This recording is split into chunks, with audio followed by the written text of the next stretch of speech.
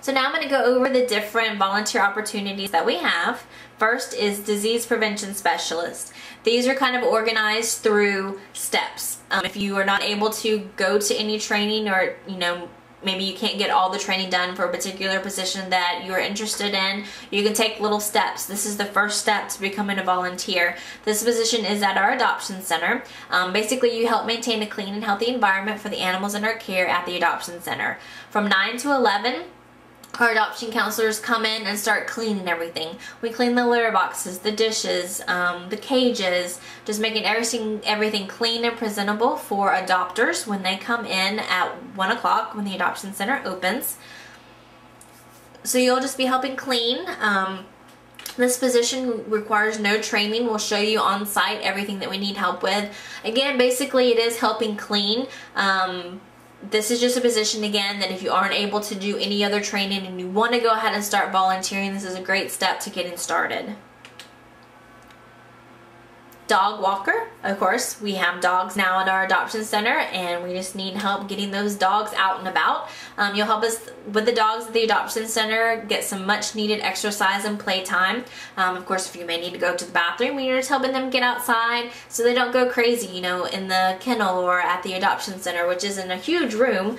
So just being able to get out some of that energy that they may have, so that they aren't getting that out while a potential adopter is, looking at them and could be turned off by that if they are too overexcited. But as you can imagine, they've got to get their exercise too.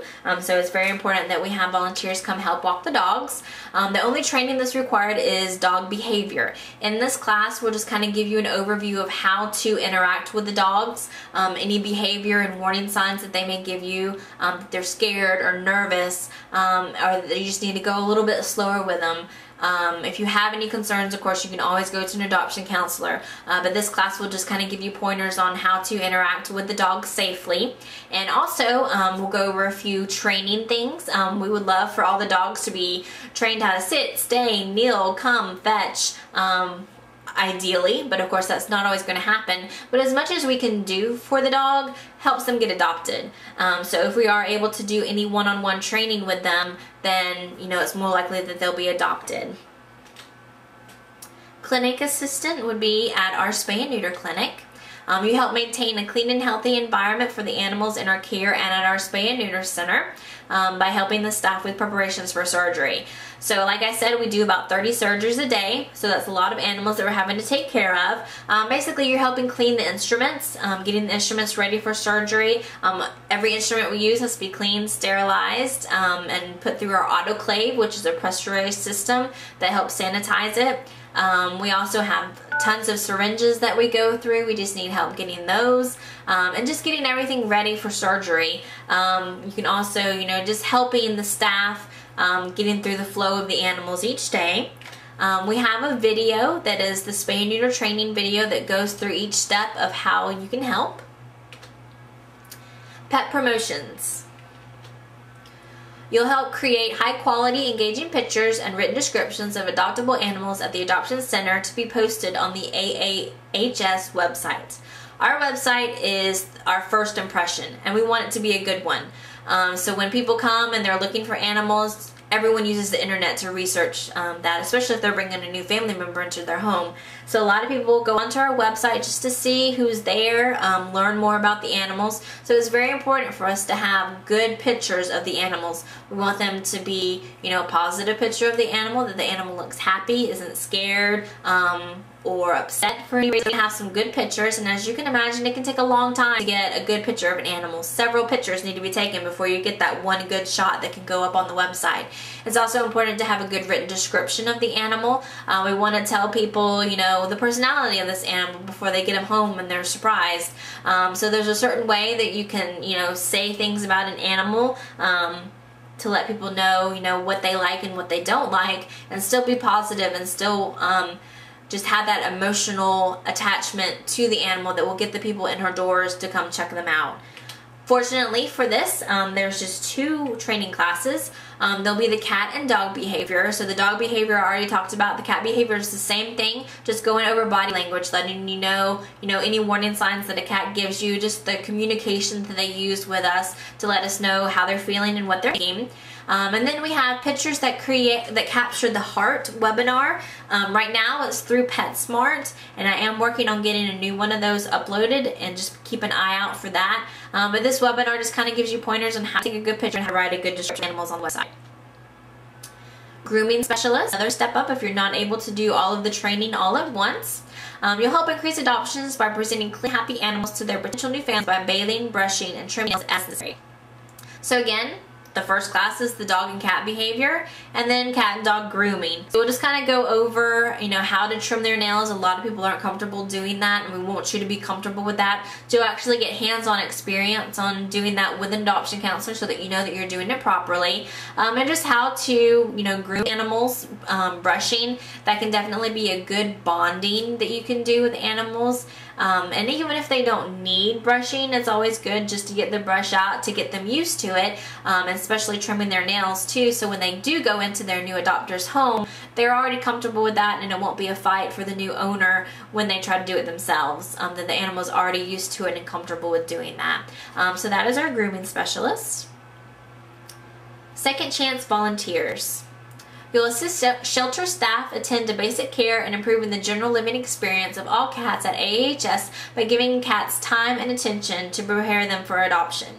A lot of cats that are brought into our shelter, especially the ones that are owner surrender, takes them a little while to, get out of their shell, get them comfortable with their new environment.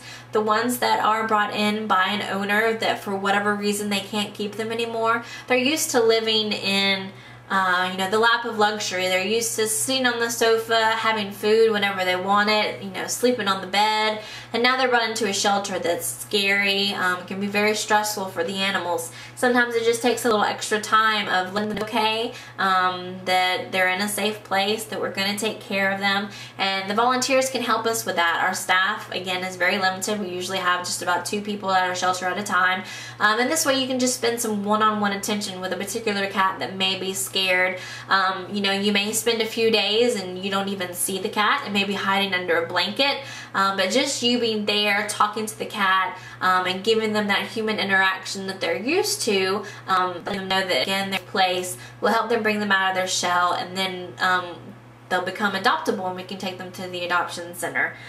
Because if they're like that before we go to the adoption center, they'll be like that at the adoption center, and it's not very likely that someone will adopt an animal if they're hidden under their blanket, or just seem very scared, because they'll have their own reservations of bringing them into their home. So just being able to have that one-on-one with these cats will improve, their own experience at our shelter. The trend is the cat behavior class again, also cat grooming, because like I said, it's a great way to bond with the cat, to brush them, so we want you to be comfortable doing that. And then cat socialization. We'll just give you some pointers on how to interact with the cats safely for yourself and for them, but also, there's certain ways that you can play with a cat that can bring them out of their shell, and just letting them know that you're there. So we'll give you tips on how to play with an animal correctly, because there are some things that can be negative play, and so we just want to let you know the difference. Then matchmaker. Matchmaker is a position at our adoption center. Basically, you're helping assist the adoption staff by introducing potential adopters with the shelter animals, answer questions about adoption and other shelter procedures, assist the public looking for lost pets, and answer general questions about animal behavior and care. So basically, you're helping the adoption counselors. You're going to be talking with people as they come in, asking them some general questions about why they're there, what it is that they're looking for, asking them about any past experiences that they have with an animal. But mostly you just want to see what it is that brought them to the adoption center, what it is that they're looking for, so that you can find the right animal to match up with whatever need that they have. If they're looking for a very low-key animal that's kind of independent, that doesn't take a whole lot of care because they're away a lot, and would be okay staying at home by themselves, for a day or so, then you can match them up with the right animal that would match that.